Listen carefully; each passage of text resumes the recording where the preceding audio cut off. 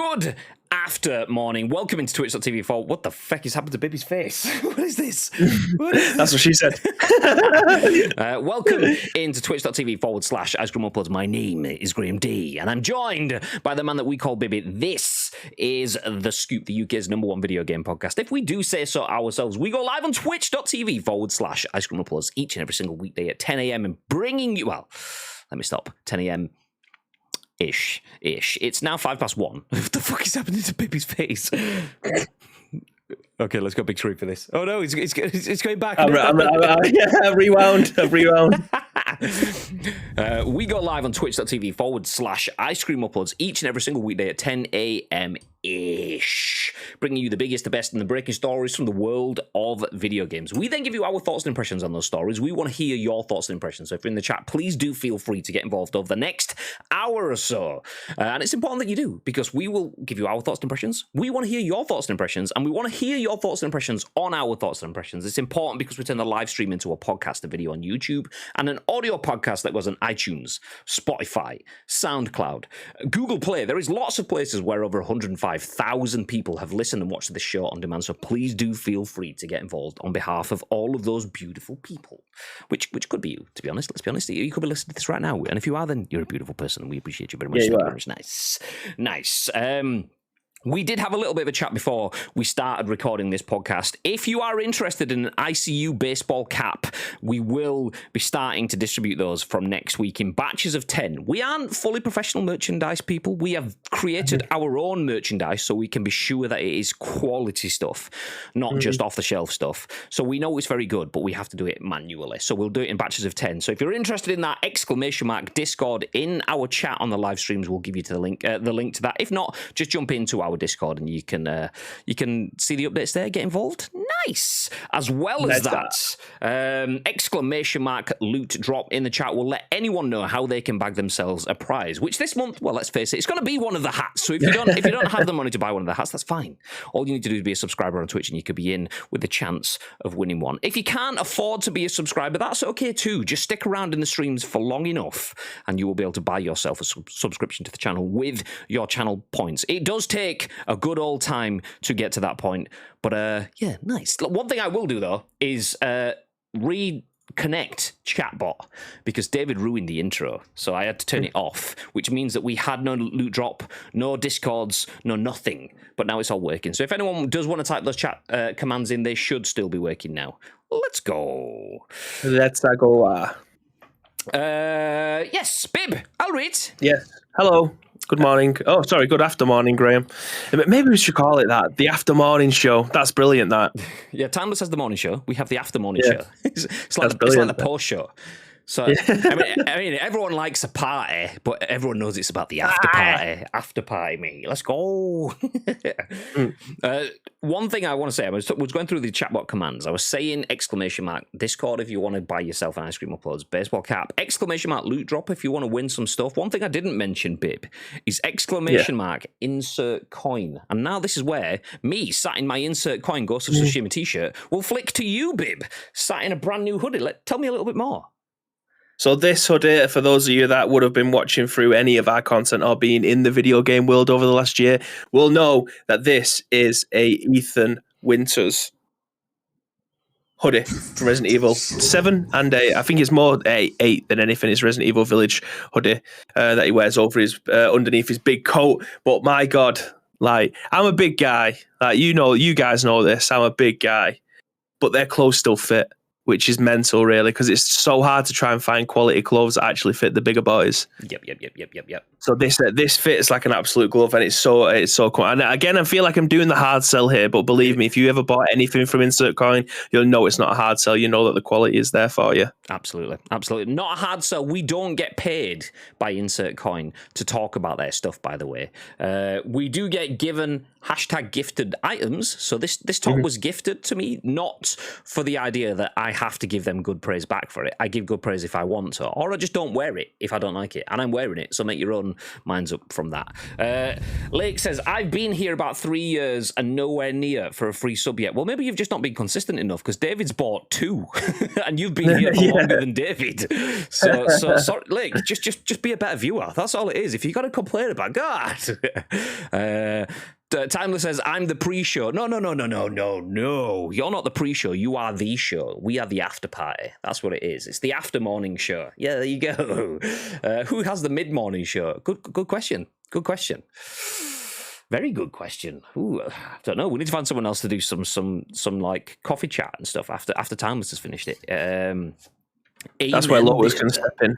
Yeah, exactly. Yeah, Lotus jumps off around that sort of time. So in an ideal world, we would be starting about an hour earlier-ish, and then we might catch the end of Lotus's stream, and we can do the yeets from Timeless can yeet it to Lotus can yeet it to us, and then we will yeet it to whoever's still on at that time. We'll probably have the likes of a Nacho or a Hamish or someone. So yeah, let's go. You are too sexy for that shirt. Yeah, I'm too sexy for that shirt. So sexy. So sexy. I have 3 Insert Coin t-shirts and they are great. They are exceptional. And you use our discount code as well. If you do want to buy any Insert Coin stuff, you can get 20% off using the code that is in the chat. ICU22. I do believe there is. I might have stopped now. ICU21 was the 2021 code for us, and then there was it Ice Cream 20 or something like that? It's one-time only code use, obviously. Yeah. So if you want to save yourself 20%, ICU22 will get yourself 20% off. Nice. I'm 28k away from my 3rd gifted sub. There you go, Lake. David's nearly on 3, and you've been watching for longer than David has. So, David just committed. That's all it is. That's all it is. Timeless Lotus Ham ICU. Let's go. That's the train. Anyway. Let's give you a news train, hey? That's what we're here for. That's what we're all here to talk about. We have a few stories for you today, including one that you might have seen on the video that we posted on our social media channels. Is a little bit... It's not really spicy, but it's a bit spicy. It is a bit spicy. You don't tend to see this sort of stuff, but EA partially blamed another game for their game not being successful, which is a stance that doesn't usually happen. Because if you're saying someone else's game has stopped your game being successful, that means someone else's game is better than your game, effectively. Miss Nova, thank you very much for the follow. Welcome into the stream. How is your Friday going? Get ready for the weekend with us. Nice. So yeah, the title of this article, written by Stephany Nunneley at VG247, says EA partially blames Battlefield 2042 reception on Halo Infinite and COVID. This is a report. We will start off with that one. We'll then give you a little bit more information on Halo Infinite, which will reset its competitive rankings next week. We then jump into different stories. Ubisoft, who are like, we don't want to be bought out. No one's going to buy us out. We're the mighty Ubisoft. Well, they're now changing their tune after seeing Microsoft and Sony buy massive brands within the games industry. Ubisoft like, yeah, we don't mind if we get bought out. If someone wants to buy it, that's fine. So we'll go through that story. We'll then jump into a story that we actually touched on. Was it yesterday? I think it was. Nintendo destroying video game history, aka they are getting rid of 2 of their video game stores. But it's not just something that the general gamer is talking about now. A video game preservation charity has accused Nintendo of being actively destructive towards video game history. And then we will finish up with Free Game Friday. So if you want to bag yourself a free game, all you need is a PC. We'll tell you what you can pick up. Spoiler, it's always on the Epic Game Store because, it's consistent. It's every week. We can tell you where to get. But still, Free Game Friday. We'll tell you what this week's free game is. Do stick around for that. That will be towards the end of the show. We like to wrap things up with a big freebie. But for now, Bib. Yes. Battlefield 2042. Good? Yes. From what I've seen, it looks okay. Yeah, maybe. Halo Infinite, better? In my opinion. Well, yes. it seems like it might not just be your opinion. Interestingly, it seems like that might also be EA's opinion-ish. That's not quite words. I'm putting words in their mouth a little bit there. But the tagline for this article says, apparently, Halo Infinite's surprise multiplayer launch hurt the game. So it's not really about the game being better. It's more about the timing. But still, EA has blamed the disappointing launch of Battlefield 2042 partially on Halo Infinite and COVID-19. This is according to a report from X Crossfire, I think that is. It could be Crossfire, I don't know, which states that during an internal town hall style meeting, EA stated that the game didn't perform up to expectations. The report states that in the meeting, EA Chief Studios Officer Laura Miller and other executives from the company discussed Battlefield 2042's launch woes. In the meeting, Miller states that Halo Infinite's, quote, surprise multiplayer launch just 4 days before the release of Battlefield 2042 hurt the game. This is despite the good early critical reception the game received. COVID-19 also took part of the blame. Because of the work from home environment, the team, quote, ended up with more new variables in development, end quote, that it had experienced before in the pandemic. Before the pandemic, should I say. Miller does also admit that despite the innovation and ambition for projects such as moving the game over to a new Frostbite engine, it was really important to acknowledge when there were misses, and this was certainly the case with the Battlefield launch, which failed to meet the expectations of players and also clearly missed EA's expectations. Okay, we don't really need to go through the rest of the article. We can share the link to the article if you do want to go through the rest of it. I think that gives us enough to set up a conversation. EA partially blames COVID, but also partially blames Halo Infinite as a reason why the game wasn't great. Do you agree with that, Bib? Do you think they've got good points? Do you think there's a lot more at work there? What? Give us the details. Do you know what? Yes, I do agree. I do agree with them, and I do believe them. I do believe that they think that with Halo's initial success, it did hamper their chances. I mean, why wouldn't it? We talked as early as this week about Cyberpunk coming out in February, right in the middle of other big games around it coming out. Like Horizon came out today. Elden Ring comes out. Is it next week or the week after? It's like less than 10 days away. Like bringing your game out around other games that are your competitors is quite a dangerous thing, but you just back yourself if that was the case, that your game is better than theirs. And if for whatever reason it starts to fall short a little bit, believe me, it will get brought up and you will end up being handicapped. And that's unfortunately what's happened with Battlefield 2042. It has come out and unfortunately it's not up to scratch and it doesn't meet the demand or the expectation that we'd got throughout the year after watching all the video game conferences that have happened this year, and it's just seems to have fallen on its ass. Like it come out, it's underwhelming, it's quite buggy, it's a little bit of a mess. There isn't much to do, like. And then you got Halo, which at the beginning, when it first came out, it was brand new, it was fresh, it was something that Halo hadn't managed to capture for a long time. So yeah, I mean, fair play to EA for coming out and saying, do you know what, if I'm reading between the lines here, you can arguably say that EA have come out and gone, do you know what, Halo was probably a little bit better than ours on launch. It was a lot more successful because of X, Y, and Z. To blame them, I'm not necessarily thinking that they're going, do you know what, they're knobheads, they've brought their game out at the same time as ours and they've hindered us. No, that's exactly what you mean, because that's the clickbait. That's exactly what this provocative gets the people going. Yeah, I don't think it was necessarily as demonized as that, but in terms of like for like, there is only one winner in this, and it's the game that, again, as early as this week, we talked about it yesterday about Halo coming back and starting to kick a little bit of ass. More on that to come in this show later on, because I feel like they're taking a small step backwards with that. But yeah, fair play to EA for coming out and saying, do you know what, Halo probably kicked a little bit more of our ass than we anticipated. Yeah, they're still doing quite well, and we've got some work to do. I think that's the messaging that I'm taking from this. I actually quite like that, because it's easy for us to obviously start the conversation with a negative angle. We like to start with certain angles and then try to pick off all the other angles as we go through. That's why it's a discussion. But it's easy for them to point the finger of blame and go, well, it's their fault, not ours. But that's not really what they've done. I do agree with them. And I also agree with some of the comments that Iceman's put in the chat, which I'll come back to. But I do agree with them that a game coming out of the blue, effectively, because it was kind of like December. Oh, but now, actually, and I wouldn't be surprised if Microsoft were looking at EA going, okay, well, this Battlefield, at this point in time, looks like it's a surefire winner. We have Battlefield Bad Company 2 vibes. We have Battlefield 3 vibes. We have people going back to, like, full-on nostalgia, not just the way the Battlefield 42 looked.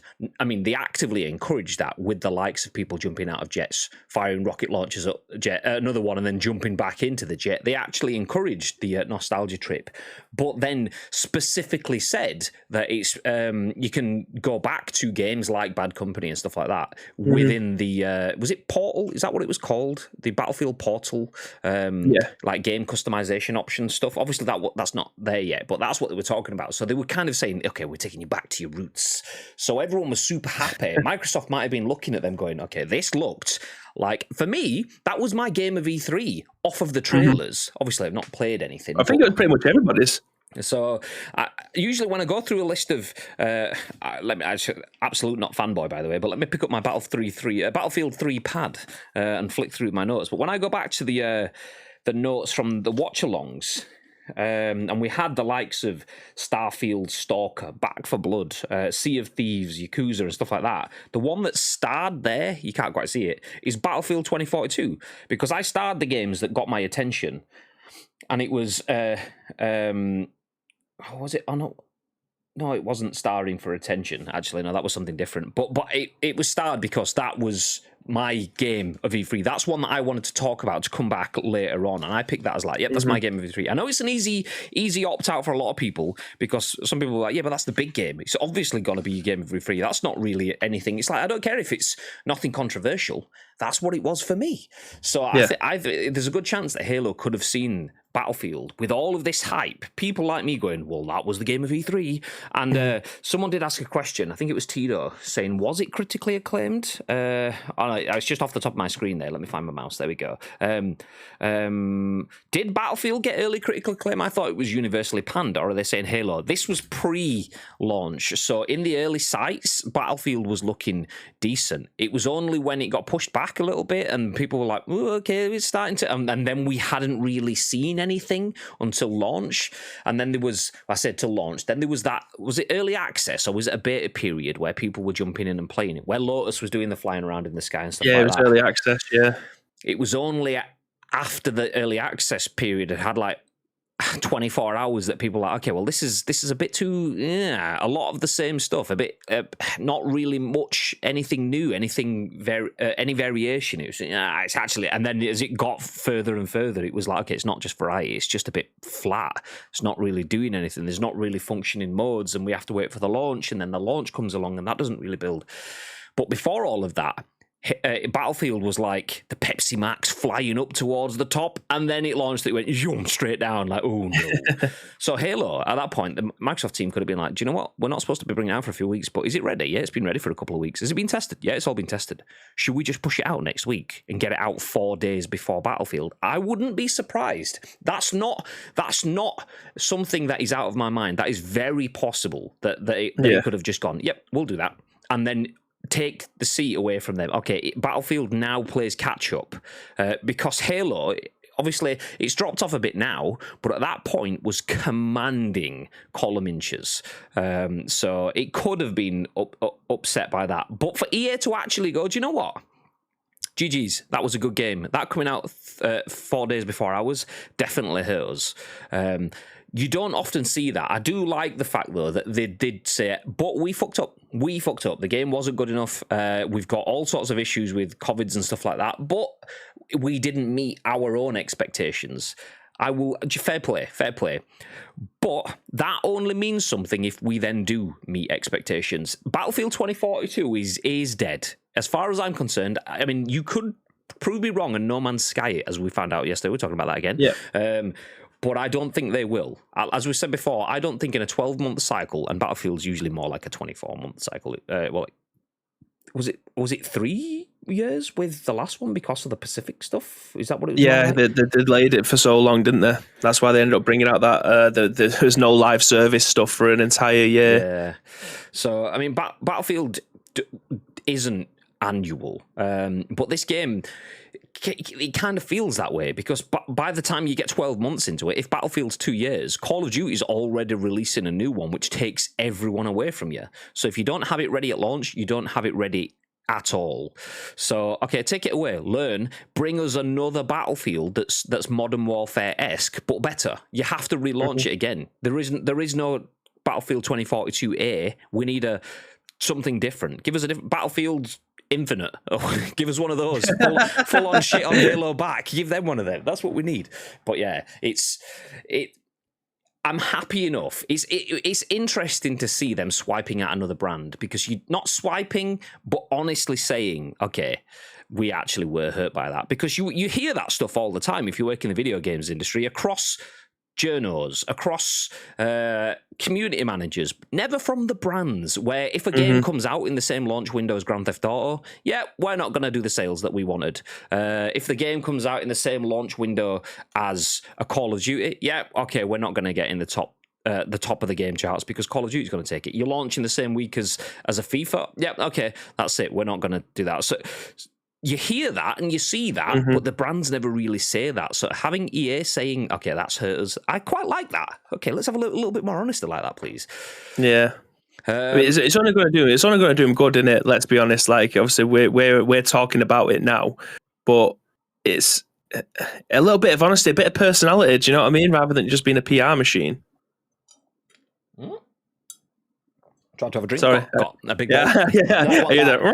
No, you finished perfectly on time, but I just had a big ball of ice in my mouth that I didn't mean to get there, so I had to get back into my glass. Fun times. Okay, where did we get to? People would rather go outside than play Battlefield 2042. Yes, sadly, that's the sad state, because we've said that we are massive Battlefield fans on this channel, massive, but we're not asked about Battlefield 2042, and that is painful to say it. Battlefield Bad Company 2 is up there with, if not the best shooter. It depends what mood I'm in. It will either be Battlefield Bad Company 2 or Modern Warfare-ish kind of thing. Somewhere for me. I mean, I did like others like World at War like that for the Call of Duties, but it's not Modern Warfare. It's instantly deprioritized for me. So Bad Company 2, Modern Warfare 1 and 2 kind of thing. Best games ever. And Battlefield 2042, okay, it's only 20 years in the future. That's not too bad. It's not modern, it's not advanced warfare, but it's just meh warfare. That's what it is. No, thank you. Sorry. I need to be committed. Yes, you do, David. I don't know what that was in reference to, but yes. Hard agree. Internet is back. Yay! Oh, yeah, Lotus did lose his internet in the storm, by the way. That's because Lotus does live on an actual farm, by the way. So, yeah, nice. I blame Ronaldo for me never becoming a professional footballer. Yeah, absolutely. Fuck's sake, Ronaldo. I agree. The fuck am I doing wrong then? 130k currently. The thing with you, Lake, is you obviously work. So if you miss a stream, you lose out on streaks. So seeing streams back to back gets you a streak. Obviously, things like being in the streams and chatting and stuff like that, you do that fairly often. But then if you're not in when we raid, you get extra points for raids and things like that. So that's where it's Twitch does give you extra boosts for being consistent and stuck in your seat all the time, which helps some people and doesn't help others. So the people that have to like watch on a phone and jump in where they can and whatever, it doesn't necessarily favour those as much. Did Battlefield get early critical? Oh, I've done that one.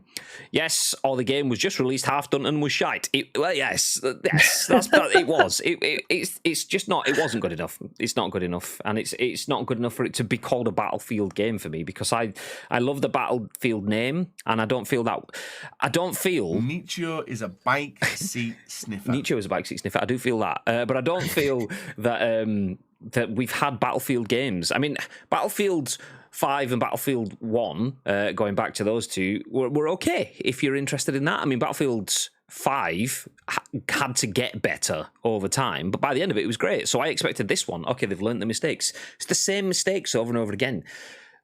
And yes, they have excuses. Like, okay, we fucked up with Battlefield 5, so we fixed it and built some phenomenal content by the end of it. You did. Okay, you've learned your mistakes.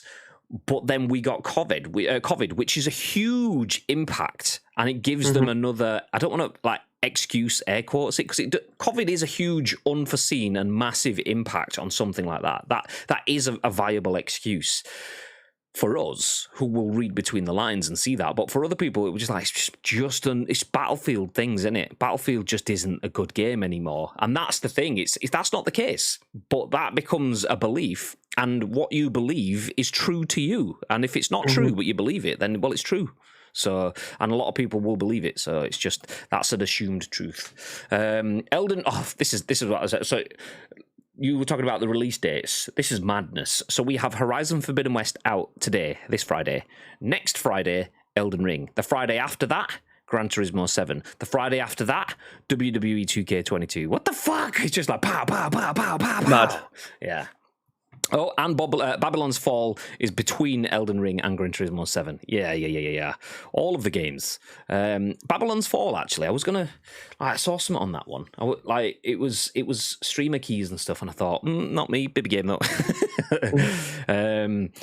So anyway, this is where we get into Iceman's comments. I'm sorry, but blaming surprise releases at a time where multiple companies pull the and it's out now and releases at the end of this presentation is a little stupid. I do agree with that as well, Iceman. I think if they'd have just said, well, we were fine and it was all down to Halo, they stuck their landing, and we stuck our landing, but their landing was funded by a first party, so they were always going to hurt us. If that's what they were saying, I'd fully agree with that. But they did say that they did fumble the ball a little bit as well, so I'll give them that. They have said that they fucked it up. I don't feel that they can save Battlefield at this point in time. Like I've said, I think it's done. Give us a better one. But how long did we were talking about new Battlefield at this point last year? So we're not going to get a new one in September this year that's going to fix all the problems, are we? So it's just Battlefield just isn't a game. It's not a viable option for the next release, and we have to wait for the one after that. And if that goes back to being World War 1 or 2, then that's another 4 years of me not playing Battlefield because I'll wait for the one after that, which is a shame.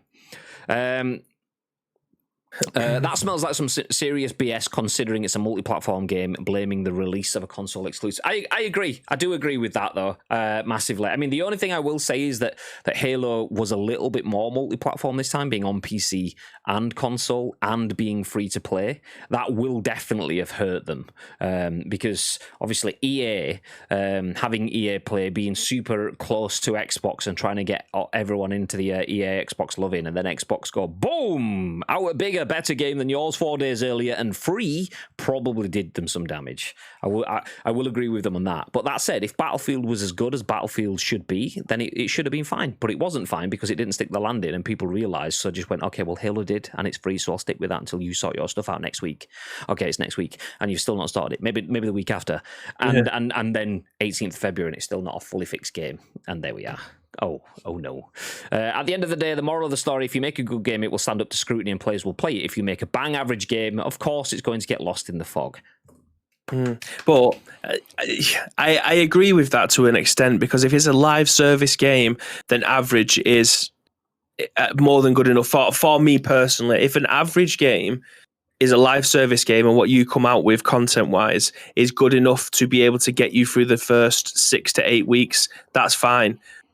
But it needs to have something. You need to make sure that what you're doing is is going to affect the coming months. Like, a live service game can't just come out at be shit and then have nothing for you to be able to do for 5 months. That doesn't work. Like, you need to have something that keeps people coming back daily. For you, whether or not it be XP points or something that you can grind in a battle pass or something like that. Like, an average live service game that comes out to me is normal. No, it needs some substance behind it though to keep you coming back every single day, and it needs to be fast. It needs to be there. Even if it's a month, 8 weeks, that's absolutely fine. I can live with that. But beyond that, you need to have something to be able to work towards. The foundations for an average game, you'd hope that they would be solid and you can go on to bigger and better things. But if you've got a game and you're 5 months in and you're still on the first season and you haven't got much else for people to be able to come back to, you've got 3 maps to choose from and stuff like that, then yeah, you're dead in the water, unfortunately. It's not Battlefield, it's like Fight Park. It's not a battle, we just have a little bit of a Scuffle Park. It's not a full field, we've only got a little bit of the field yet. The rest of the field's coming later on. It's Scuffle Park. You see, I'll always use Destiny as this example. Like, Destiny 1, by the end of it, was a fantastic and unbelievable. There's so much to be able to do in it. they brought out Destiny 2, and it was a regression because half the stuff that they had at the end of the first one just wasn't available in the second game. And now it's night and day. Destiny 2 obviously still beats Destiny 1 now because of all the stuff that they've had, but they've had a long time to be able to put new content out for them. They've made the game free to play. They've made a billion other different expansions, and I think there's one coming out in the next 4 weeks as well. So I think the thing again, though is like not Halo, Destiny goes, okay, you're going to play in this game for the next 5, 6, 7 years. And EA doesn't go, well, you're going to have a new Battlefield every year, like Call of Duty does. But you assume it's that because we were getting the likes of Medal of Honors, the likes of Battlefields and so on every 12 months, that we feel like it is an annual recycle. And EA obviously is very good at doing that because you get NHL and Madden and FIFA and whatever every year. So people expect that. So Battlefield doesn't get that sort of run because I am attuned to thinking that Battlefield is an annual game, even though it's not. But that's what I think. Okay, if it's not fine at launch, if it doesn't stick the landing, it doesn't have time to pick itself back up again because the next jump's already on the way. So I agree. It's going to get lost in the fog if it's not great. But like Bibby said, if it had something about it, I play a game that is not perfect. I mean, you will hear me whinge about PUBG all the time because I give you my honest thoughts on it. I love PUBG and hate PUBG. Occasionally, because PUBG is not perfect. There is janky movements. There is weird, glitchy stuff all over the place. But it has hero moments, and occasionally good content in the stores and things. Or 5 months ago, 6 months ago, battle passes that you could work towards, survivor passes. This doesn't really have. Okay, the past situation's kind of meh, but there is no hero. PUBG gives you a feeling, and it's that feeling, that soul that is missing from Battlefield. If there's no content to play for, then you need an experience, and there's no pulling experience in Battlefield. Playing Battlefield Bad Company 2 didn't need battle passes, didn't need season passes, didn't need mega DLCs and stuff. It was just an amazing team game, and it just doesn't really have... Seeing Lotus in a plane and watching people fly around like flying squirrels in those sky suits are the only things that I've seen in Battlefield and thought, okay, that's cool. Everything else is like, okay, that's just another shooter game. Yeah. Continues tapping the table over and over again. Plus, what do they expect releasing games in the run up to Christmas? Of course, big games are likely to be released then. See, I think they were kind of expecting that, but usually there is an unwritten rule that, okay, you get the first week of November, we'll take the third week of November. You get the first week of December, we'll take the second and a half week of December, because the third week's all about Christmas. So, but the fact that it was like, pow, your week without telling you right now, we've just beaten you to it. I give them some sympathy for that, but you didn't stick your landing, so it's irrelevant. It doesn't matter what anyone else was doing. Your own users that have bought the game aren't sticking around. You can't blame Halo for stopping the people that didn't even make it to the game. So, obviously Halo was free to play as well. Yeah, exactly. That was their biggest selling point. You can play Halo. It's right now. It's free. You don't even have to have Xbox Live. Boom. No, there's no gates to stop you from playing that game. I mean, that's the thing. Free to play, and when people touched Halo, they were like, my God, this feels incredible. People were like, do you know what? I don't even want single player to come out now, because there were genuine conversations where people were saying, just based off of multiplayer alone, Halo is a Game of the Year 2021 contender, just on multiplayer. Don't release the campaign, please, because if the campaign is shit, then you pull your multiplayer experience down by proxy, and then the campaign comes out and people are like, oh my God, this is still a Game of the Year contender, let's go. And then you get Battlefield, and do you know anyone that would put that in their Game of the Year contention for... No, you don't, because that's not the conversations that were had, and that's the difference. It's free to play and sticks the landing versus costs you money, and oh fuck, it's like when you watch someone that pulls the shoot too late on Warzone. that was Battlefield. The irony is they did a Warzone landing on Battlefield. Oh no. The gameplay simply isn't good enough to bring players back. I don't know if they can overhaul things enough to make it good enough. It's very bland, and that's it. It is bland. It is bland. But if they can overhaul it, they've lost their FPSs, particularly the 12-month FPSs. You get one bite of the cherry. There is no timeline for a No Man's Sky or a Destiny 2 revamp. You just don't get it. So I don't believe they can turn this around. Remember when they released Battlefield 1? Literally right between Titanfall 2 and COD, 3 top shooters in a 3-week window. Yeah, the funniest thing was, though, as well, Titanfall 2 was an EA game kind of thing, and then Battlefield. It's like, oh no! It's like, did you not speak to each team? What are you doing? Don't mention Titanfall 2 too loud. Ben might turn up. I can just hear a rumble as he comes flying out from NGB headquarters. Oh my god! Where EA are saying Halo was released 4 days before Battlefield, the actual game or the Halo trailer, because Battlefield released in November and Halo in December. Yeah, the full game came in December, but they released multiplayer before single player. So multiplayer was available as like a free to play, almost like a beta sort of release, but it wasn't. It was full multiplayer. Oh, by the way, boom, there you go. So yeah, but then they didn't release the full bit into December. Yeah, Titanfall was killed by EA, deserved to do much better. Titanfall was my first online shooter, loved it. See, I never got it. Battlefield, well, I not got it in terms of, I mean, I did get it somewhere free or whatever. I just didn't get into it. Battlefield released in the same week as Pokemon Brilliant Diamond and Shining Pearl. I understand where you're coming from with that, but I feel like it's two completely different audiences. Yeah, I agree. I think Pokemon had given them a free run at that. I don't think you can put them two in the same conversation. Yeah, I think that's like releasing in the same week as a Monopoly Manchester sort of set. They might play games as well, and it is a game, but it's a different game.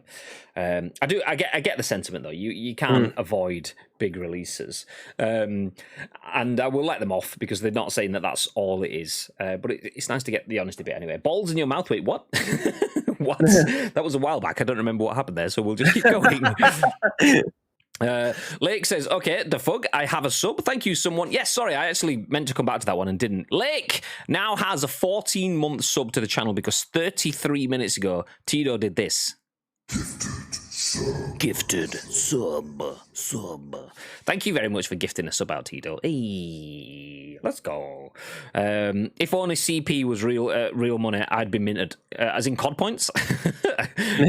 What do you mean? I must be. Sorry, it was a reply to you saying I must be committed to being close to my. Okay, yeah. Right now, Halo is going to carry more clout than Battlefield. Absolutely. Holding off Babylon's Fall for now. Previews are saying wait and see as there's more cause for concern for some. Okay. Babylon's Fall looks like the game that I wish that Dungeons and Dragons was, that me and Tito was playing through. Yeah, it looks, the combat looks so much better. That's the thing that let it down so much. The combat in Dungeons and Dragons, it was so slow and it was really delayed and it takes forever to get into something. But the Babylon's Fall looks like the game that I wished Dungeons and Dragons would have been. Dark Alliance, that was it. I can't remember the actual name of it, but Dark Alliance, yeah, that was it. Well, I know the guy dealing with Babylon's Fall at Square, is it Square Enix? And he was doing the usual thing that you will often see. Any content creators want to play this game? And I did look at it and I thought, no. but that's what I say. Not for me. Maybe Bib. I'm no, thank you. So. I'd like to give it a whirl. I think it'll be decent. I watched Rex's gameplay. I think it was it back in November, like October, November time when they started to have all the previews. I think he did like a 15-minute video of it and it looked like a BB game. Like I say, it does look like a decent enough game. It's the game that I wish Dark Alliance would have been. But yeah, I mean, I'll be bang up for playing it. I might reach out to Ibs then. See what he says. Yeah, right now, Halo is going to carry more clout than Battlefield, said Iceman, and then he followed that up saying, and that is from someone who has never touched a Halo game. I agree. I'm not a Halo player. I am a Battlefield player, and I want to be a Battlefield player, and I will play Halo because I will play through the story. I'm not bothered about the multiplayer.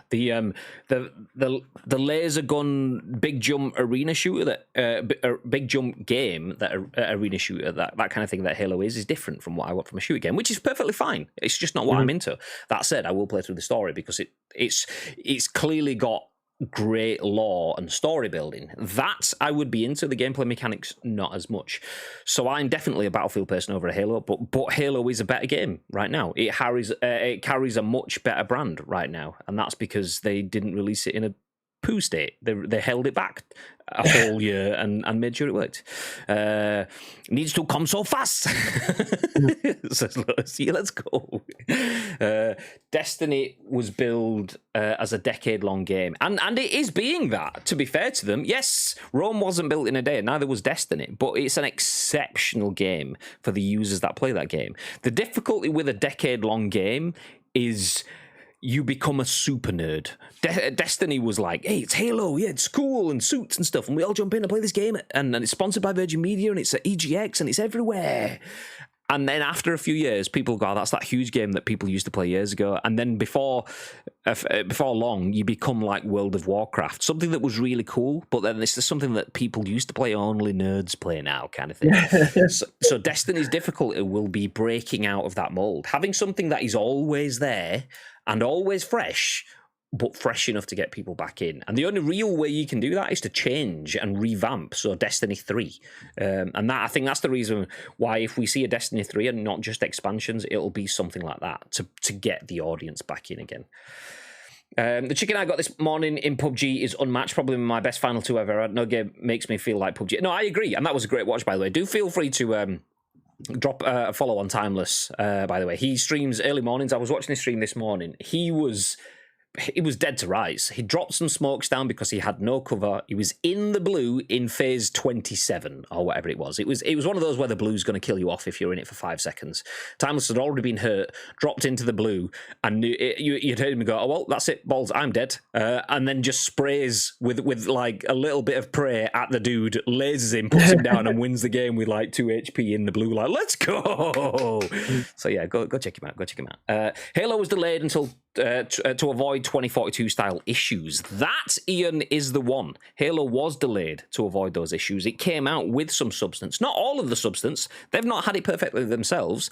They've lost a lot of players. They've dropped out of the top 5 played games and are replaced by games that have all been released earlier and for longer. Well, mostly, not all.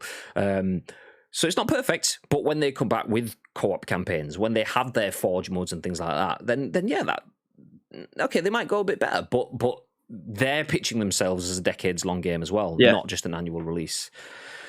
When I do want to get back into Destiny.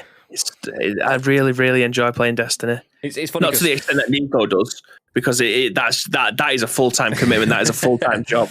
But yeah, in terms of actually playing Destiny, I really enjoy it. Imagine just playing one game more than other games in this world. Like when there's so many games that come out, imagine only streaming one game relay. So, yes, anyway. When I say unmatched, I'm referring to the feeling that I get from PUBG. Yeah, the feeling is what Battlefield just doesn't have. Okay, let's catch up with the comments then. So the makers of a half-baked full game are complaining about the release of a half a game as essentially a preview. It was more the timing. I don't believe that Xbox did that to piss off Battlefield. But I don't not believe it either. It could 100% be done. Okay, we need to get out before Battlefield to make sure Halo's successful. It could have just been that decision kind of thing. And that's what they're angry at. And I can see that. I can see that being a decision that they've done. Not angry at, but they've acknowledged that it has damaged them. Dark Alliance was so disappointing, really wanted it to be good. You could tell it was disappointing because, did you stream it together once? Maybe twice? And then that was it. It was like, yeah, okay, we'll come back when they fix it. Never seen again. Problem with me is I can understand in some way when Madden, FIFA, and NHL are released half done, as those are yearly releases, but not Battlefield when that is released in years between games. See, that's the thing though. Battlefield, it kind of has that vibe that it is an annual release. The thing is, like, it still is an annual release to consumers, even though it isn't to players, because if they release it every 2 years, consumers are still having their heads turned. So the Nintendo comparison that Iceman gave before about Pokemon versus Battlefield, that's not really anything to worry about. But when it's Battlefield and a Call of Duty, if you don't release a Battlefield, if you release Battlefield this year but not next year, and Call of Duty do release one next year, well, that definitely takes your players away. They might come back because they might prefer Battlefield overall, but Call of Duty is a change of pace because that's what it is for me. But it's definitely damaging. And Halo being a shooter, first-person arena fights and stuff like that, that's definitely in the same sort of area. So it's not a case of it being annual release, and it's not. It's more the case of it's in the realm of annual releases, even if that isn't. But you are right. There's even more reasoning for it to not be a half-baked, unfinished game because they've not just had 12 months to do it, and not that all annual releases have been made for 12 months. They all are probably 24 to 36 months that they've been worked on, but that's a different story altogether. Anyway, lesson for a year then: don't release half-assed games. It's fucking common sense, and within their capability, they just don't bother. Touche. Platinum Games are doing the combat for Babylon's Fall. Platinum are an amazing company. Bayonetta, Vanquish, etc. All amazing games. Yep, good company. Vouch for Platinum. Well, good games. I don't know about the company themselves, but the games, yeah, nice. No excuse there. They have the resources to avoid that. They're just a shitty company. Someone get Iceman a pork chop and some chips or something. God damn. Plum Rico, howdy. Hey, welcome in, dude. Exactly, totally money greed blinded company. Thank you, sir. Super kind. You're welcome, Thomas. You are welcome. It's a good watch. Okay, so EA partially blames Battlefield 2042's reception on Halo Infinite, as well as COVID. So they didn't put it all on competitors. It wasn't just a case of, well, we weren't successful because of other people. There was elements of that acknowledging it, but they inevitable. Oh no, that's a nade. Move away. It's a nade. Oh no, get out of the way. God damn. Thank you very much, Tito, for dropping the Thanos thing. Click it, follow him. Let's go. Maybe I should get some stuff for scopes for you. What?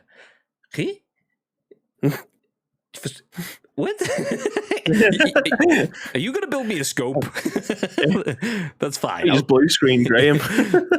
Scoops. Okay. Yeah, yeah. I mean, you can do ! Discord. Share all the news in there. What can they hashtag do, Bib? If they have the news, they can help shape our show. Yes. Nice. Long morning. Oh, my brother works for Splash Damage as a game developer. There we go. Nice. Okay, yes. Bring us all of the exclusives. Come on, give us all of the news. Bring it in. Yeah. But sticking with Halo then. So moving away from Battlefield, we'll talk more specifically about Halo right now. We won't spend too long on this story because it's kind of it gives you the facts. So we'll jump in. Sean Murray at The Gamer says, Halo Infinite will reset competitive rankings next week. A flawed ranking system means players will have to start over next Tuesday. Halo Infinite will be resetting its competitive skill rankings next week to help address errors in its ranking system. The old system will be updated with new metrics that have been generated using real-world match data that 343 Industries has been accumulating since launch. In a blog post from community manager John Junisek, 343 says the new ranking system will help address issues such as rank inflation, inaccurate skill assessment, uneven player skills, and more. The update will be Halo Infinite's first back-end update ever, but 343 plans to do many more later on. The new rating system will be better at assessing a player's skill and should place them more accurately in our skill distributions. However, placing people into accurate competitive skill rankings, CSR, means getting rid of the inaccurate data that players have accumulated. To do that, 343 will wipe everyone's slate clean so everyone can start fresh. One thing most players will notice following their 10 placement matches is that they're likely to be placed one skill rank category lower than previous. Quote, since we saw that CSR system was being overly generous since launch, these changes are being rolled out to help bring things closer in line to where they should be, explained Junisek. This period led to a full tier inflation of ranks, and as a result, most players should expect to be placed a full tier lower. Diamond players will find themselves in platinum, players will find themselves in gold, etc. after this rank reset. Other changes to the placement system have to do with resetting everyone's rank to the middle of the current season to get people an accurate ranking faster. 343 will cap out placement matches at Diamond 5 rather than Diamond 1. This will allow... Okay, fine. Don't need that level of information. I was trying to speed through it because it was just a bit of context, but it's mega details. Halo will be resetting its rankings system. Negative. Everyone loses everything that they've done in their rankings up until this point. Positive. It's better going forward. What are your thoughts, Bib? You see, I'm a little bit torn with this one, because if it was me and I had my rank reset this early after playing out of my skin for so long, I would probably be quite miffed. But I can understand where they're coming from as well, because there would have been people that are playing in the wrong group, and they want to be able to try and find that balance. So realistically, the only way of doing that, rather than going through everyone's individual ranks and then moving them up or down, is to remove everybody's. But for someone like me, if that was to happen to me and I was playing well above what I was capable of, they might end up boosting me down. And I'd end up losing a rank. That would annoy me, because I'd feel like I've grinded that long to get where I believe I should be. But they're going, do you know what? Probably not. Get back. That would annoy me quite a bit, if I'm being honest. But it rocking a hard place for them. They need to try and find balance, and the only way of doing it quickly and efficiently is to say sorry, but you're all getting moved back. So yeah, it's annoying, but I think it's something that has to be done, unfortunately. The difficult thing here is you've got a broken system. I remember a story like last week, the week before, about players jumping into casual games and tanking in those games, going in and just letting them get slapped 15-0 or whatever the scores were, so that they were seen as being on a crap rating, but on the throwaway game system, and then jumping into competitive games because competitive games would put them with other air quotes crap players, and because they were actually gods, they would just go in and mutilate these crap players and therefore boost their ranking massively again, and then they'd come out, go into another crap game, a casual game that didn't count, tank again, and then go back into a ranked game and mutilate again. So the stats are all wrong in that sort of sense, plus players are getting awarded overly generous stats from when they are playing games, which is pushing them up rankings. But that's the thing, is like, what is the rankings? It's almost arbitrary in that sort of respect. It's like, okay, you're a Platinum 1.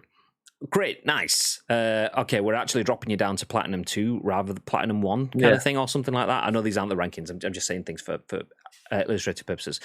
It's like, okay, I'm still in the same place because I've dropped from Platinum 1 to Platinum 2. Everyone from Platinum 2 has dropped down to Platinum 3 and so on. Everyone is still in the same sort of skill level of hierarchy, but for my skill level, I will be one place lower than I was before.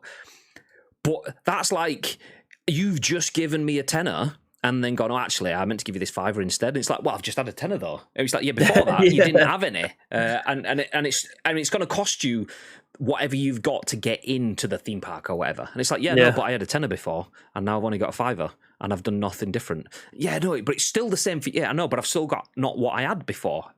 But it doesn't matter. No, it does matter, because for me, it's not as good. And it's like, So it's almost like one of those situations where, like, do they just build like an extra nubbin on the top and move everyone, like allow everyone to move up one and keep them where they are and go, okay, the diamond was the top. Let's have like S diamond now. Okay, that's where people go to be back. It's, I mean, there is no easy solution, because adding a tier at the top probably creates all sort of development problems for developers and stuff like that. So you either go for problems for developers or problems with the way things are seen and addressed by the community. So difficult, and it is shit to have everything wiped away.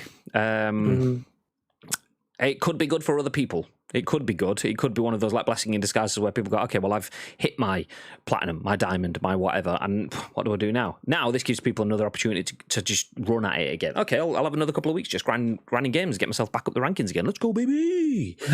Knowing that people can't dupe the games, knowing that stats aren't overly rewarded and stuff like that, knowing that whatever you get out of it is what you should be getting out of it. So that could be nice. It is difficult. It's a shit situation.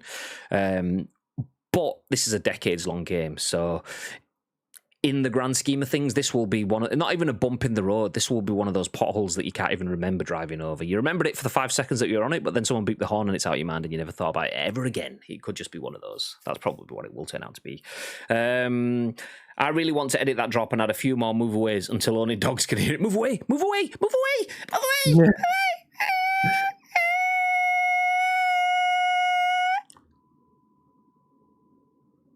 Like that. Nice. Nice. I don't know if chat would have heard that, actually. You man, let me do it again. I heard the beep. Yeah, you got it. I don't think chat would have done. So, No. so I put it back for the stream. Nice, let's go. I thought Halo's rank match. Nice. I thought Halo's rank matchmaking was pretty solid. I found my games very balanced. Yeah, I got to say positives and negatives. Nice. Okay. Positives and negatives, difficult situation. We'll see how that unfolds for them. It's a bold strategy. Let's see if it pays off. But for now, let's see if this strategy pays off as Ubisoft changes tune on being bought out amid Microsoft and Sony acquisitions. Let me just stop for just a second because I like to call people out in chat. I'm a big fan of letting people shine or tank depending on what they want to do. Glock YT says, "I love sucking a dictator." Do you? Is that what you really like doing? I mean, how many times have you done that? Just give me the information. Let me know. Let me know. 5, cool. When was the first time? Well, there we go. Tino just goes, nope. Get to fuck. Okay. Goodbye. I don't mind. I don't mind playing with them. I mean, you did the right thing, Tito. Just booting them. But yeah, I don't mind. I don't mind. Quite often, you'll find me and Bibby have done it multiple times when we're doing Masters of the League and that, where people come in and they start trying to like, and they don't have their second or third message lined up, and then it's like a shit heckler in a club, and it's like, you're a dickhead, and it's like, yeah, well, yeah, I'm a dickhead, but yeah, you've paid to come and see me. What do you feel about that? Well, I think you're a dickhead. It's like, okay, nice. Let's move ahead. So yeah, but you did the right thing.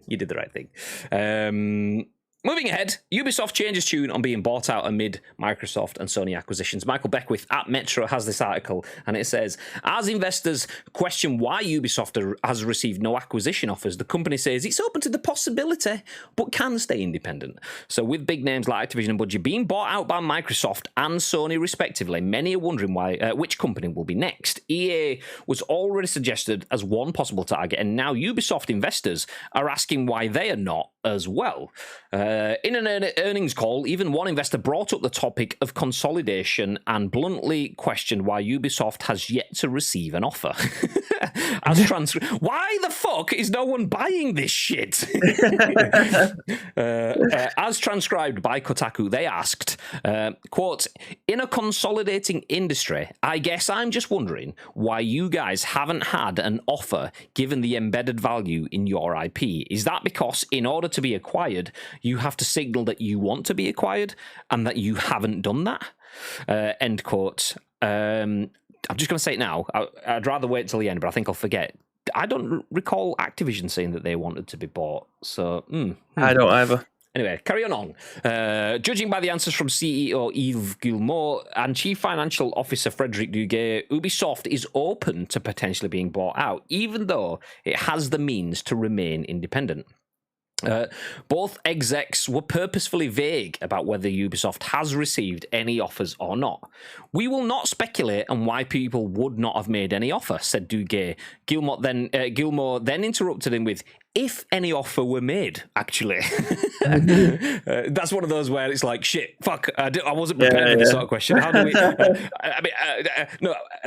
Yeah, okay. So Duguay followed up with, absolutely. So I can't comment on that any further. What we can say is that, as we mentioned, we have high-value assets. We have the scale to remain independent and create very meaningful value in the future because we have scale in terms of inaudible workforce, as well as engineering, technology, IPs, and strongly engaged community. It's interesting to hear Ubisoft, almost more specifically Guillemot, change his tune on acquisitions, considering how hard he fought for the company to be independent when he was facing a hostile takeover by Vivendi. Quotes, our intention is and always has been to remain independent, he wrote in an internal email acquired by GamesIndustry.biz in 2015. We're going to fight to preserve our independence. We should not let this situation, nor any future actions by Vivendi or others, distract us from our goals. Ultimately, Ubisoft fended off Vivendi's takeover in 2018, with Vivendi having since completely sold all its Ubisoft shares. Some of those shares went to Tencent, which now holds a minority stake in Ubisoft and helps sell Ubisoft's games in China. It's not entirely clear what has changed Guillemot's perception on selling Ubisoft, although the fact that Microsoft is paying roughly $50 billion for Activision may have something to do with it. As for why Ubisoft might not have received any offers, as investors think, the company's reputation has become rather okay. It goes over to NFTs and being a really bad place to work for a lot of people. So yeah, there you go. Ubisoft is strongly independent and will remain independent and hasn't had any offers, or they might have. We're just not going to say about it because, these are awkward, unfumbled PR conversations. But, babe, what are your thoughts? Yeah, like you said, we don't think that Activision was in the market to be bought, yet they did do, considering all the shit that was going on in that company. Ubisoft aren't out of this picture as well in terms of the stuff that's going on there. So if someone wanted to, they probably could, and it's not as if they wouldn't be able to afford it. It's just, do you want to? I don't know. They're on basically, this feels like it's a shop window for them. They're just putting themselves out there now to see if anyone actually wants to be able to try and buy them. We do want to be bought. No, we don't. Okay. Yes, we've had no offers yet. Wink. And then see what goes on from there. There's all sorts of potential because, like, sitting in that conversation, like, if so, it was Gilmore and what's the other person called? I can't remember his name. Frederick Duguay. So Frederick Duguay is effectively gone. Yeah, no one's putting an offer at this point, and then Yves Guillemot's probably sat there thinking, actually, if we say no one's putting an offer, then that kind of does say that nobody is interested in our company. So let's go. Not that we can talk, because, I mean, we haven't said whether they have or haven't, really. So, like, or it could have been the fact that Yves Guillemot sat there going, actually, we do have an offer on the table. So saying that we don't have an offer could be seen as misleading shareholders and interfering with the markets and stuff like that. So for whatever reason it is, it could be one way or the other. Yves Guillemot's jumped in and gone, ha-ha, actually, no. And it's like when you see interviews and someone says something they're not supposed to do and their PR manager suddenly jumps up from behind them and goes, let's scratch that from the record. He didn't mean that. What I meant to say was, and it's quite funny. It's quite funny. But Ubisoft absolutely 100% would be open to a sale. 2015 and having Vivendi coming in is different. That is another company coming in and going, okay, we want a slice of the market and we're going to take your slice of the market by trying to put up funds and take over segments of it to the point where we can do hostile takeovers and this, that, and the other. Xbox just going, okay, we are the market. Or PlayStation going, yep, we're the market as well, coming in and going, Badoof. If you stop Vivendi from taking over your company, you're stopping someone else from taking your place within the industry. If the industry wants to absorb you, that's a different thing. And if you say no to the industry, then the industry can turn its back on you in that sort of thing as well. So I wouldn't be surprised if there's those thoughts in there in terms of, okay, we don't want PlayStation and Xbox to think, well, fuck Ubisoft, because they clearly don't want to be bought out. So let's just work, let's make, not Assassin's Creed, but let's make Killer's Group instead, where you're this dude that just goes through time and kills people. You're a big Viking man / woman kind of thing, and yeah, we'll do that. And we're not going to make Rainbow Six. We will have Weather 7. Yes, yeah, After Rain 7. That's what it'll be. Yeah, the Colourful Sky 7. That's what it'll be. Yeah, nice. Because technically that can happen. They can just go out and go, okay, do you know what? Fuck Ubisoft. We'll just outmaneuver you.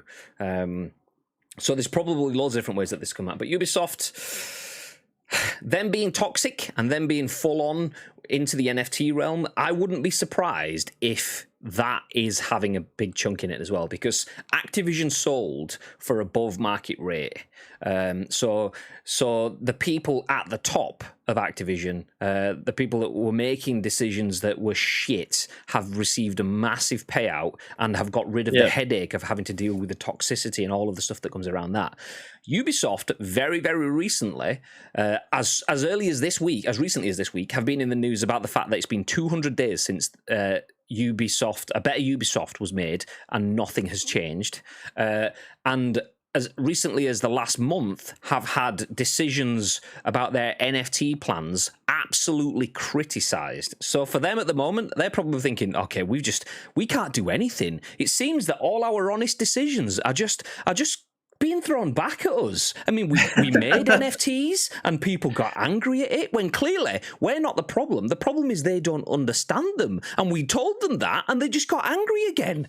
And we allowed all of these predators and stuff to remain paid fully in our business and people aren't happy at that as well. And it's just like, I wouldn't be surprised if they're thinking, okay, if we can get an above market value offer, something in line with what Activision went for, then yeah, we'll take it. We'll take it. So don't say we're not, because PlayStation might hear that and go, oh, actually, they're not interested then. Just flip the checkbook back closed again. Yeah. Ubisoft open to being bought, just like another company rife with sexual predators, but that one was actually bought. Exactly. And that's the thing. I mean, would Activision have still been bought if it hadn't been in that situation? Possibly, very probably. But that makes it easier for Activision to go, okay, yeah, we'll just get rid. It's easy for us to get a huge payout that's above market value and gets rid of a headache as well. So it probably made it easier to start the conversation. And that I wouldn't be surprised if that's the same. I used to play that as a kid with my sister. Actually, no, jump back up. Bye, Felicia. Didn't think Carrie Johnson had Twitch. I think you're a dickhead. Thanks, mate. Nietzsche. I have no patience for that. Let's keep it upbeat. Let's keep it upbeat in here. Thank you very much. He can come back in 10 minutes when hopefully he's grown up a bit by then. No, do you know what? You're right. You're right, Tito. Especially within the scoop. If I was playing PUBG on a Saturday or something, which I will be tomorrow, then I'll humour them for the benefit of the chat. Then we might rip them down together. That's the cool thing. I mean, I haven't stole this way of thinking. Create this way of thinking, should I say? I've stolen this way of thinking from watching a bit. I'm a big fan of TSM Breaks content. He used to play PUBG. Don't really watch him anymore, but he used to do that all the time. And you did exactly the same thing that his mods did, and stopped the bullshit. Like, get the fuck out of here, because his mods were like, yeah, I know you're willing to entertain people coming in and be toxic in your chat, but we want to protect you as well, and other people. So we've just cut it down. Whereas he went at it from the angle of, okay, we can see that someone's being a muppet here, so let's give them the mic and let them embarrass themselves. And the other thing was, it kind of united the community. They all became one in like revolution against this turnip that's just turned up in the chat. Like, get the fuck out of here. So a little bit of that, a little bit of the other, but you did the right thing, especially in the scoop. Lock it down. So GG's. While gymming, my other ear hears ABBA from the gym radio, and another ear about sucking a dictator. I am confused. We all are. Like, it's okay. I love a lot of the Ubisoft IPs, but I hate the way they've run them. They've become exploitive, pumping out mediocre games, heavy on microtransactions. Ghost Recon, Splinter Cell, The Division, Settlers. That's like cheap Rennies, that. Right? I don't even know what Settlers is. I'll take your word for that one. Neil says, what a game. I don't know what it is. Ubisoft open to be... Oh, I've got that one. I used to play that as a kid with my sister, as it had split screen. They're doing a new one, but I have no faith in Ubisoft. You fancy discussing how Wordle has changed since New York's time takeover? Now it sucks, but I don't want to mess up my 46-day streak. I saw something yesterday that if you've started playing Wordle before the streak, you get powerlanguage.com/Wordle. But if you go to that address now, if you've not done it before, it brings up the New York Times Wordle. So those that started before continue, and those that are new go to the new word, which is great, nice, wonderful. But it's a different word then. There are two different words. So if you're playing today on the New York Times Wordle, you will get the New York Times word. But if you're playing on the older one, you get a different word. So half of the people are going, oh, I've got the word in 5. And the word could be penis. But the other half of like, yeah, I got it in 2 guesses. This is what I got. Minge. And it's like, yeah, those are 2 completely different words, which kind of like breaks off. By the way, check out Loodle, by the way. Loodle is the one done by Gary Witter and co. That's Wordle, but with rude words every day. Nice. It's Wordly now. Is that what it is? Okay. Gee, you should get a job in marketing with that blue sky thinking, like Weather 7. Well, you know, not Rainbow 6, but Weather 7. Colourful Sky 7. That's nice. Sorry, I just have to say this. I love this show. You guys are amazing. Thank you for doing this and making my day every single day. Timeless. You are very much welcome. We appreciate it. We do this because we enjoy this, and it's nice to see other people enjoying it too. We actually had some amazing messages, particularly through lockdown when people couldn't go anywhere and so on. We made a lot of friends that were kind of stuck and looking for outlets or entertainment or whatever. And for us to do something we enjoy, and that be either a creative outlet or a bit of entertainment for someone else, that's nice to hear. Yeah. That was a reference to Blowing a Dictator, and the name I used is Bojo's wife. I've lost it now. I'll just go get it. There we go. Carrie Johnson. I get you now. Yeah, nice. You humour your viewers, Graham. How dare you? I know. I refreshed and gone to the new link, but you can play both. Oh, okay. I didn't know. How do you play both? Is there an option? Is there a choice? Because I mean, I might be interested at 6 o'clock at night when I'm not done anything. I did my word till like 8 o'clock in the morning to do another one. Yeah, whatever. Anyway, cheers, man. Good night, dude. Thank you very much for dropping in. We will keep picking up the pace now, seeing as we're an hour and 14 minutes in. We've got 2 stories. Well, 1 story and a final reminder. So we'll jump into our next bit of news, which will be on your screen about now. Yeah.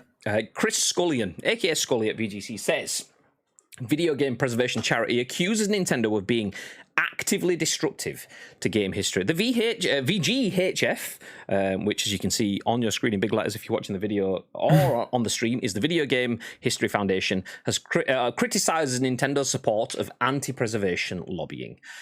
So the Video Game History Foundation has publicly criticised Nintendo's decision to close the Wii U and 3DS eShops next year. Nintendo announced earlier this week that it will cease digital game purchase on Wii U and 3DS systems in March 2023. This will result in around 1,000 digital-only games, some of which are exclusive to the Wii U and 3DS, being removed for good, with no way to acquire them legally in the future. The game preservation charity posted a statement on Twitter accusing the company of not taking sufficient steps to ensure that the games it will be delisting are being properly preserved. Quote, "While it's unfortunate that people won't be able to purchase 3DS or Wii U games anymore, we understand the business reality that went into this decision," the statement reads. "What we don't understand is what path Nintendo expects its fans to take should they wish to play these games in the future. As a paying member of the Entertainment Software Association," that's the ESA, who brings you events like E3 and the like, Nintendo actively funds lobbying that prevents even libraries from being able to provide legal access. Nintendo actively funds lobbying that prevents even libraries from being able to provide legal access to these games.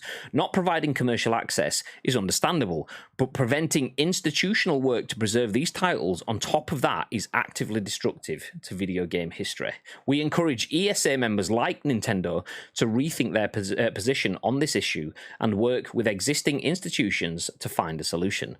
The foundation's founder and co-director Frank Cifaldi also took to Twitter to suggest players should hack their Nintendo systems so they can play preserved backups in the future, referring to a previous tweet in which he suggested PS3 owners go ahead and jailbreak a PS3 and load it with whatever you want because they're only delaying pulling the plug later on. Anyway, Cifaldi added, "Hi, this also applies to the Wii U and 3DS. The commercial industry is never going to offer full support of back catalogue games, and our own federal government is making it all but impossible for even libraries to help with access," Cifaldi explained. "No one will save video game history, but all of us, and that will never change." Nice. So, Video Game History Foundation says, okay, Nintendo is actively encouraging the destruction of video game history. They have removed thousands of their games that are exclusive to platforms that will no longer be available in any legal format from next year, and actively stop things like libraries just being able to provide access to old video game libraries. Like a book, you can go to a library to see that, and that they're institutional organizations, but video games, it's a product, you can't do that. No. Interesting situation. What are your thoughts, babe? Yeah, it's difficult because this is one of the things that I hate about the digital age. Fair enough that in the terms of the digital age, you're able to stream your games or you stream any media, whether or not it be music or films or whatever. That seems really cool. But ultimately, using this as an example, it's not as if you can't find it anywhere else, but Netflix has removed Modern Family. They're going to be removing American Horror Story at the end of this month and a few other things as well. And then you'll have to find alternative ways to be able to watch them, whether or not you have to pay for the box set, I don't know, on Amazon Prime or whatever it is. Like, as soon as they're gone, you have to either try and find them or you have the digital or you have the physical version of it, which is obviously why I've got a shelf behind me. I've got hundreds of other games, but they're in boxes that I can't feasibly put them in this room at this moment in time. But like, not being able to play something that I want to be able to play because it's no longer available on a store, and I've deleted it. I can't now access it in my library because there's no digital pathway for it on their servers anymore. That isn't obviously the case with this. You are still able to do that. But PT, for instance, that is gone from history. If you never played that game, you are unlikely to be able to play it now. unless you've been able to buy a PlayStation 4 that still has it installed. If you deleted it, like I did way back when, I can no longer reinstall that game again. Now, this is a huge problem that I feel like the digital age it's all about convenience to be able to have it at your fingertips at any given time. But there will become a point where you're no longer able to play that or able to view it, which is a massive problem. Nintendo pulling the plug from their digital library for games that you have purchased or you want to play in the future. It's so bizarre. Like, why would you do that? Unless it was costing you so much more than you was bringing in. That's a little bit of a problem. Obviously, they want to try and balance the books. No one wants to hemorrhage money, but I can't see Nintendo hemorrhaging money. Can you? Yeah. It's bizarre. Like, I can't understand how they're allowed to be able to do that. But this is the future that we all signed up for. I understand you can't always live in the physical world, not in terms of being human beings, but in terms of how you consume your media. But we've kind of made a rod for our own backs here. Like, this is why I will always, unless I physically can't get hold of the game and it's only digital only, I will often, if I can, get the physical version, because I can preserve that then myself. That is up to me to preserve my physical copy of the game. Once they're gone out of existence and the digital realm is gone and you can't go to a shop and be able to get them, you're fucked. You can't play that game anymore, and it's a crying shame. I don't know how they're able. I don't know how you get around it, but it's the age that we're living now. Like, in an ideal world, we will have central systems where I'll give you an example of a game from a working perspective from me. So Pro Evolution Soccer 6. No, actually, I'll fast forward. Let's go a full generation. Let's go to PES 2014. That was on the Xbox 360. It was obviously PS as well, but we were doing events on that game using Xbox 360s. And when it first came out, it wasn't the greatest game. By the end of it, that was actually a really good game. A lot of people, I mean, it was one of my least favorite football games ever. But by the end of it, it was a solid game, which a lot of people will forget. And we did events using that game on those consoles and stuff. But if you put that game fresh into a console that wasn't plugged in and you install it, you are playing that game as if it is day one. And that is what it is like for most people that will pick up games nowadays, because there are a lot of updates that come out to a game that aren't Xbox relevant as such. They will be developer, publisher relevant. So for you to download those updates, the servers still need to be live for the developers for you to pull down the updates. If not, you're playing with a game that needs to be patched through other means to get it up to speed to where it should have been. And in an ideal world, it would be a case of, even if a developer has the point where they can't make money on a game anymore, to keep the servers and stuff alive would actively lose them money, which will then hit other games and take down video game history from another perspective, so the servers have to be shut off. Should be a case of, ideally, the central system, be that Xbox, be that PlayStation, be that Steam, wherever, all have the ability to take down all of the latest updates directly from them and run it through their system terms and go, nice. That's not the world we live in. That said, that is a different situation for me. There are games like PUBG. If the servers go down for PUBG, there is no Video Game History Foundation solution for that. How do you... Ninja Ginger, thank you very much for the follow. Welcome in. There is no Video Game History Foundation solution for that, because, all right, great, you can put the game in a library. You stick PUBG in a library, but if Crafton thought, okay, this game is 10 years old now, nobody's playing it, let's turn the servers off. Great, I can fire it up in a library, but I can't get into the game. I can't even see the lobby screen because it can't connect to the servers. Game over. So there are no one for it either, is there? Yeah, exactly. So, but the same with Mag. Mag, do you remember the PlayStation game Mag on PlayStation 3? That was like 100-player team deathmatch. You can't play that now because there's no servers anymore, and that wasn't LAN either. So that there will always be some parts of video game history that will suffer. So I think things like video game updates in general could be improved on. Some games like the PUBGs and the live service stuff will be non-future proof. They are open to being inaccessible in the future. The issue with Nintendo in this situation, though, is it's a different thing. Nintendo are getting rid of cartridge games just because it would be supremely easy to make these accessible in some way, shape, or not, compared to other things. And the fact that they are actively lobbying against libraries and things like that, whilst removing thousands, I say actively lobbying against, by backing the ESA, by being paying members. That's what they essentially mean by that. So they are lobbying against libraries whilst also actively removing their games away, which is, they're saying rather than just, okay, game history being affected as a result of you chasing profits, they're saying they're actively destructing it. It's a very good point to take. I'm not sure how far they will get with it, because it's the ESA, which is a very formal American organization. I can see them going, yeah, shut up. So, but yeah, I think Nintendo have been doing this for a while, for a lot longer than the article that I'm going to reference. And the article I'm going to reference was March last year, them pulling the Mario game off the store that they just made digitally scarce. They made it into an NFT. Buy Mario before March, or don't buy it ever again digitally. Why? Does it run out? Does it expire? Has it got a use by date? Will it start to go moldy? If it's no, just because we want to make it so that people buy it between now and then. All right. And why March? Well, because April's new tax year, and we don't want new tax stuff to be. So you look. Okay. So yeah, confusing as fuck based after business. I can see where it's coming from. Would like the games to be available forever, but I don't know how they sort this. Nintendo do what Nintendo do, so I can't see them going back on this.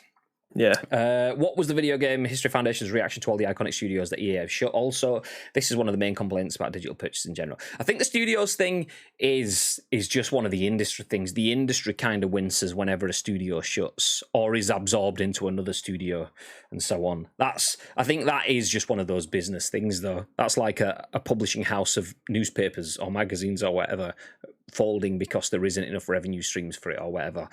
That's a little bit different from the history itself. The content that they produce is the history. They are just the vessels to deliver history. So that's just business sacrifice.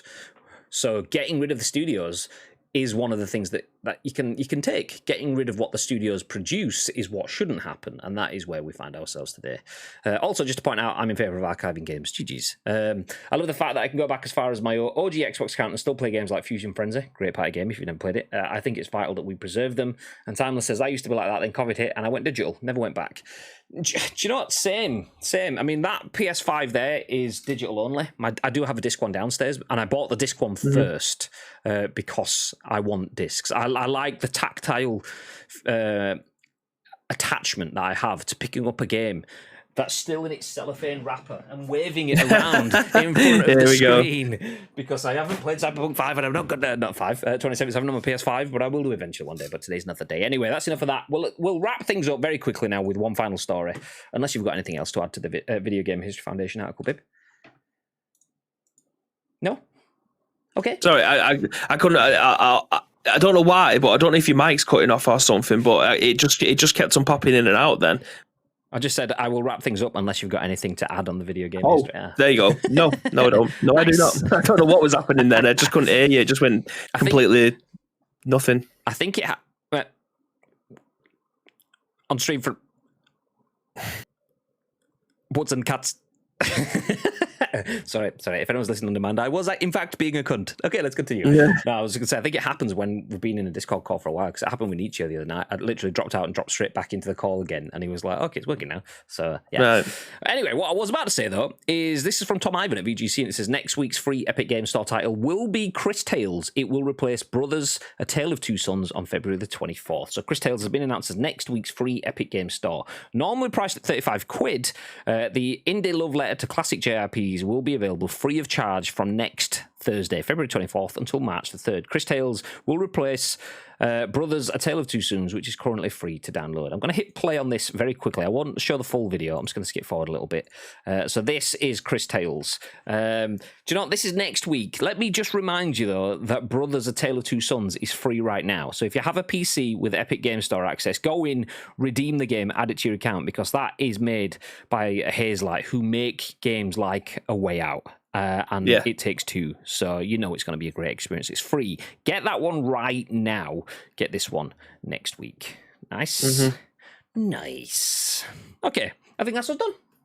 It is done. Nice. We are done. Nice, mate. If you've not played Brothers, A Tale of Two Sons, do not miss it. It says timeless. There you go. Free. Grab it right now on your Epic Games Store. I'm going to do it as soon as I get off this show because it's just reminded me so nice. I must go. Have a nice one. And thanks again to Tito.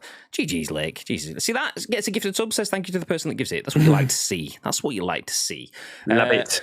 Let me just go through a little bit of a run back and say the MD Gamer, Coty, Scarface G, Zelo is real, She Died Again, Demi is real, Nermitage, Sharpie Thief, A2Z of Gaming, Mainly Muted, Chef of CCB.